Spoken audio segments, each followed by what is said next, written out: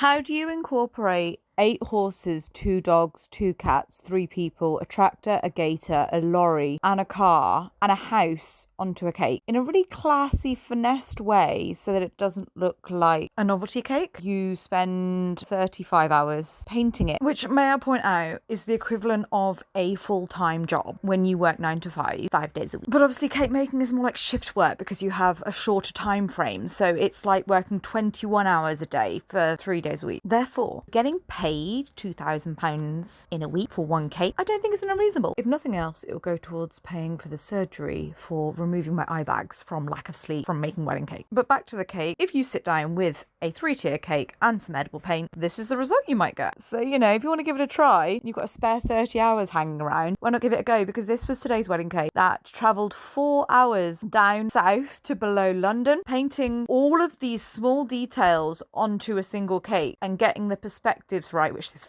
fucking fence was a pain in my ass. That is what takes the time. The top tier of this cake probably took me 6 hours of the 35 hours total because the actual scene was quite basic and there wasn't as much detail on it, whereas the bottom tier took the rest of the time. I'll leave you to do that quick maths. So what do we think of this one? And if you were to have something painted on a cake, what would it be?